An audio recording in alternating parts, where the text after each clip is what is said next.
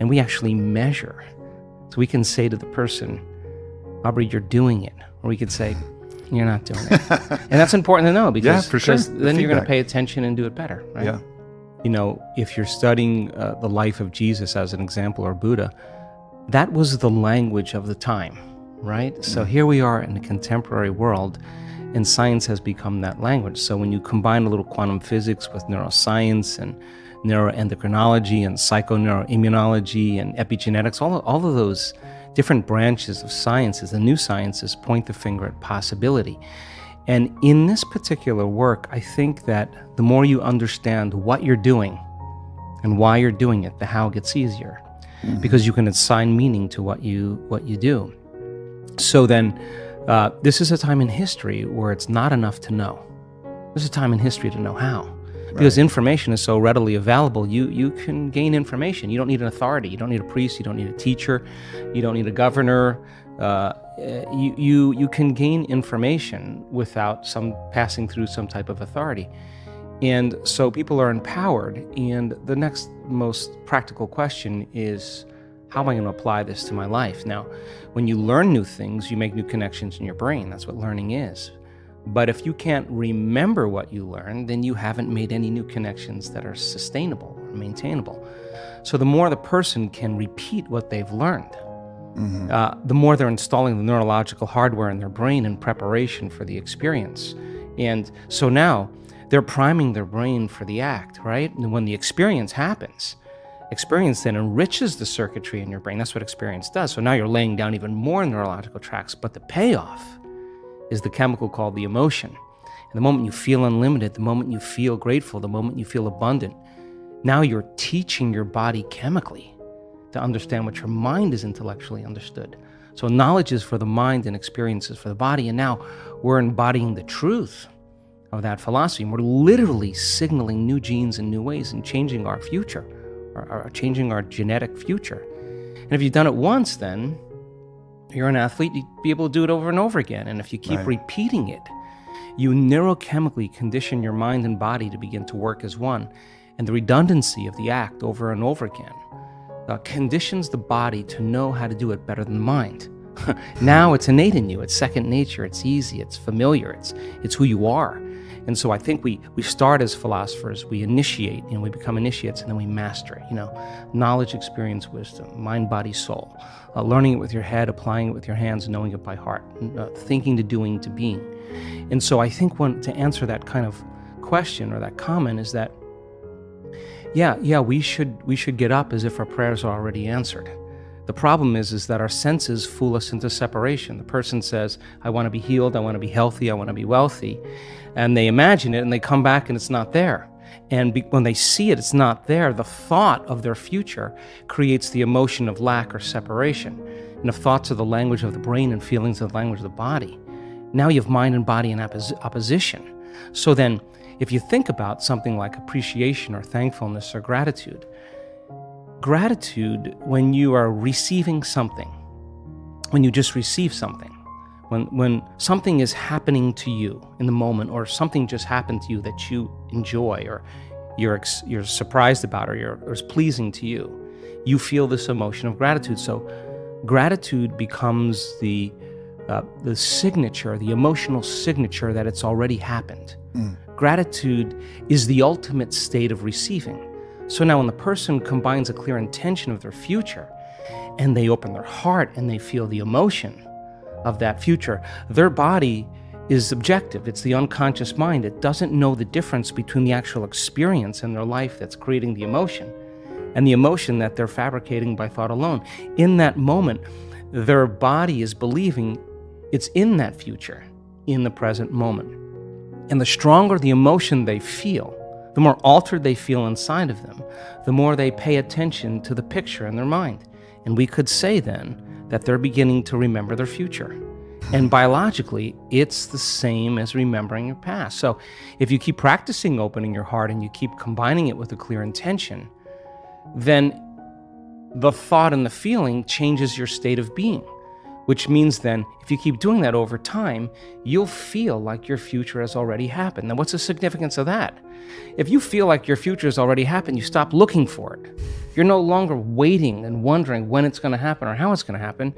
You feel like it's already happened. So now you take your foot off the gas, and you're no longer trying to predict or control or expect how it's going to happen. You're connected emotionally to your future. Well, the antithesis is also true. The stronger the emotion you feel for some betrayal, some shock, some trauma, the more altered you feel inside of you, the more you narrow your focus on the outer environment, and the brain takes a snapshot, and that's called a memory. And so the stronger the emotion, the more the brain embosses the imagery neurologically in the brain. So then the person thinks neurologically within the circuitry of that experience, and they feel within the boundaries of those emotions. So then we could say then the person's biology is literally in the past. So you can't create a new future if your state of being is in the past. So people reaffirm their identity this way. They wake up in the morning and they say, let me think about my problems. And those problems are memories of past experiences that are etched in their brain. So they think about the person, the place, the object, the experience. And we could say then, if they believe that their thoughts have something to do with their destiny, they're thinking in the past. And every one of those problems has an emotion associated. So now they feel unhappy, now they feel fear, now they feel unworthy. It's a conditioning process, because conditioning, all you need is an image. They've mastered this on television. An image or a brand and an emotion. And all you need is a stimulus and a response. So every time the person remembers their future, or their past, as they remember their past, the image with the emotion is literally subconsciously conditioning their brain and body into the past. And so if they're living in the familiar past, guess what? They're going to predict the next future. They're going to want to be able to predict their future. So because that's the known. So that there's only one place where the unknown exists, and that's the present moment. And teaching people how to get into the generous present moment takes an act of awareness. And most people would rather turn on their TV or, get on their cell phone or Facebook or whatever. And this is actually, Aubrey, not a bad thing. This is actually a moment of awareness. Yeah. And, when you're inside the jar, you can't see the label. And so we have this huge frontal lobe that gives us self-awareness. So then the insight never changes anything. You could have the insight that you're addicted to fear, you're addicted to competition, you're addicted to struggle. But that really means is that we're addressing reality matter to matter. And what we're at one point of awareness, one point of consciousness, and we're putting our attention on another point of consciousness, a future, an outcome. And the only way we know how to get there, when we're matter trying to change matter, is that we force, we control, we predict, we fight for it. Because that's how you are when you're living in survival. So then we have to move our bodies through space, and that takes time. So we think if we rush, that we're actually going to get there faster. But more and more of the rushing creates more of the addiction of those emotions, because the adrenaline that's released is actually an arousal. So a person is using the conditions, the problems, the situations in their life to reaffirm their addiction to some emotion. To me, that means we become addicted to the life we don't even like. And so that's why change is so hard. So then let's offer another alternative. Well, when you begin to create from the field instead of from matter, the only way you can do that is you have to learn how to take all of your attention off your body and become a nobody. Take all of your attention off all the people in your life that you give so much of your attention and energy to because you have an emotion associated with them. And get beyond all the people in your life and go from a someone to a no one. Mm-hmm. Now, if you've worked your whole life being a someone, or if you've been working your whole life thinking that you're your body, you're going to have to work a little harder because that's your identity. Sure. That's what you're associated with. And if this was easy, everybody would be doing it. So then you have to go get beyond all the things in your life, your cell phone, your computer, your car, and literally go from something to nothing. You have to take all your attention off the place you work, the place you live, the place you need to be, the place you're sitting, and go from somewhere to nowhere. You got to stop thinking about the predictable future and the familiar past and go right into the present moment and go from some time to no time. And if you do that properly, you become pure consciousness. And that's how you enter the field. Now, we've done the research on this. We call it getting beyond the self. Now, once you are pure consciousness, you're taking all of your attention off this three-dimensional reality. Now, where you place your attention is where you place your energy. So if you've taken all of your attention off of everything material, there's only one place you're going to wind up, and that is the immaterial realm called the quantum field, an invisible field of energy that unifies and connects everything material. So now when you're creating from the field and you combine a clear intention with an elevated emotion, and you're connected and you feel connected, the suggestion of an alternative way to create is that when there's a vibrational match between your energy and some future reality, you actually no longer have to go anywhere to get it. You're actually the vortex, and you will collapse space and time and draw the experience to you. Now that, to me, is a lot more fun because the experience is the unknown. You can't predict when it's going to happen or how it's going to happen, because if you can predict it, it's the known. So then you have to lay down the very thing you use your whole life to get what you want for something greater to occur. Now that goes against generations untold of conditioning and a lifetime of habituation, believing that we're trapped in this material world. And yet I can say to you without a doubt that once you understand that formula, and once you know how to create that kind of brain and heart coherence, the side effect of that is a change in biology, neurologically, chemically, hormonally, genetically. We've measured it. We've seen gene regulation changes in 4 days. More brain coherence, more heart coherence. Your brain's working better. You're trusting your heart. It's open. There's different chemicals that are released. Oxytocin suppresses survival centers, resets the baseline of a person's trauma or shock. Your immune system goes up. You lengthen your telomeres. We've measured that too. So you're changing the future of your body. You're extending your life. That's evidence, right? So we have the evidence to know that it could happen because we've measured it. People are beginning to realize that they don't have to wait for that. They can learn and change in a state of pain and suffering, or they can learn and change in a state of joy or inspiration. So is there a connection between our authentic self and the soul, and how do we get there? Well, I think for most of us then, we begin to, we're young and we have a lot of confusing things that happen to us in our life, and when we're young, most of our attention is on our inner world. And as we begin to grow up and we meet friends and we move to different places and we own different things, we become very consumed with the external environment. And we begin to create an identity by the people we know and the places we go and the things we do, and all of our attention goes to the external environment, and we don't want to pay a lot of attention to our inner world. So that works probably for the first 35 or 40 years of our life, and then after you experience everything that life has to offer, all of a sudden nothing's making that feeling go away. And this is the moment the soul begins to wake us up and say, pay attention, because nothing is making that feeling change. So in other words, when you can predict the feeling of everything that's going on in your life, and nothing new is happening, all of a sudden you're left with those feelings from very early on, whether it's emptiness or unworthiness or insecurity. And so then this is where people all of a sudden have to make a choice. Some people, they buy the sports car, they buy the new boat, they join the new social club, they meet new people, they have affairs, they go on vacation to a new place, they buy new things. But when the novelty of all of those events wear off, here comes that feeling again. And so then other people, they begin to look at those emotions and they don't want to keep that facade going on any longer. In other words, this is how we appear to the world. This is the facade, this is the identity, this is the image. And this is how we really feel inside. Now, this person is identifying, creating an identity with the external world so that nobody knows how they really feel inside. Now, everybody's doing the same exact thing. So God forbid anybody finds out that we're insecure or feeling empty.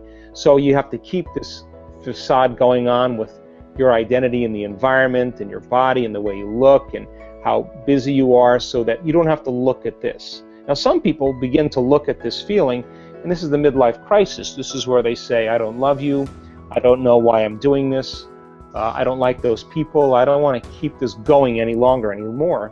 And they begin to pay attention to this feeling. Now, there's not a lot of structure in our Western world to do that. So the moment people begin to lose their mind and they begin to tell the truth about who they are, they begin to break their emotional bonds with everybody in their life. That's when they go to the doctor and get Prozac, and there they go, they return right back to that person. But this gap between how we appear to the world and who we really are inside is based on the amount of emotions that we've memorized from past experiences. Now, when we begin, there's pain there, there's sadness there, there's unworthiness there, there's insecurity there, and we're not looking for the external environment to make this feeling go away. In other words, we start looking at how we think when we feel this way, how we act when we feel this way, and we begin to move through those emotions, and we begin to overcome them. Every time we overcome an emotion, we liberate energy, and we begin to close the gap between how we appear to the world and who we are inside, until how we appear is who we are. We've liberated all this energy. That's the moment we call transparency. And that's the moment where the person is truly happy, no longer needing anything outside of them to make them happy, but the true happiness is coming from within them. In other words, so many people confuse pleasure and happiness. And pleasure is the accumulation of things to feel good, and happiness is coming from within. So that intelligence that's giving us life right now, that's digesting our food and organizing trillions of functions in one cell every single second and organizing DNA, that self-organizing intelligence is looking for a crack to leak out. And when it begins to leak out, it begins to consume us. And that's the moment we become like it. We become more loving. It's a loving intelligence. We become more mindful. It's a great mind. We become more willful. It's got an amazing will. Its nature becomes our nature. We become more giving. It's a giver of life. So I think when we begin to all of a sudden realize that there's nothing wrong with the accumulation of things, but I think we've been conditioned into believing that true happiness, changing everything in our external world, and true change comes from trying to do it from the outside instead of doing it from within. And I think this is, again, really important for us, because as we begin to overcome those limited states, the body's no longer living in the past. And that's where most of our pain comes from, is when the body's living in the past.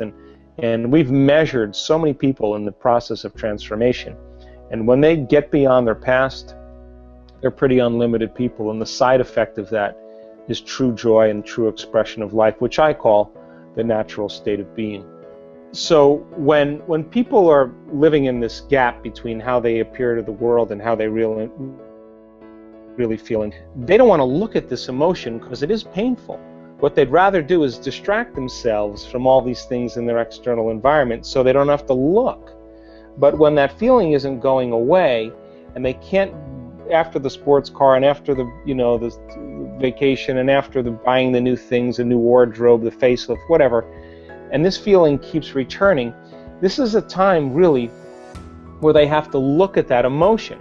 And they have to, as you said, you have to be in the presence of that emotion and ask some fundamental questions. Are these emotions driving my thoughts? How do I think when I feel this way? Now, those thoughts are just old circuits that have been fired and wired in the brain.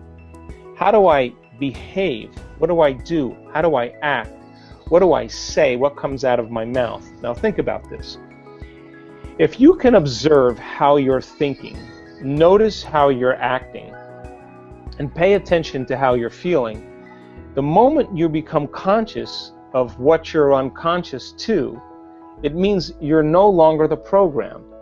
Now you're the consciousness observing the program, and this is when we begin to objectify our subjective selves.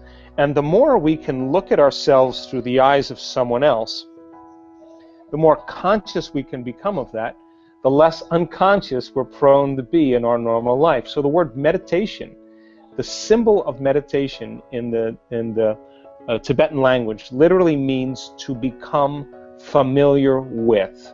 So if you're becoming familiar with your unconscious thoughts and making them conscious, you're in a process of meditation. If you're becoming aware of your automatic habits and behaviors, and now you're so aware of them you would never become unaware of them again, and you look at those emotions that bring you to a lower level, and you're so familiar with your pain and your sorrow and your suffering that you would never allow yourself to live in that emotional state again. This is the moment you're Gandalf on the bridge and you're saying, you may not pass ever again. Now, when you make a decision with such firm intention that the amplitude of that decision carries a level of energy that's greater than the hardwired programs in your brain and the emotional addiction in your body, and your body begins to respond to a new mind, that's the moment the past no longer exists in your body. That's the moment you come out of your resting state, Yes. and your body is getting a sampling of the future instead of living by the memory of the past. I hope you enjoyed this amazing speech by Dr. Joe Dispenza. We'll continue with our daily challenge. Can you complete the inspiring quote and give us the right answer? If you can do it first, you're the daily winner. We are looking for 2 words, and the quote belongs to Dr. Joe Dispenza. The quote goes like this: "To truly change is to think greater than." So we are looking for 2 words, and I'm sure you will know the correct answer. Write your answer in the comments below the video. Even if you're not sure, try and guess. You might be the winner of this challenge.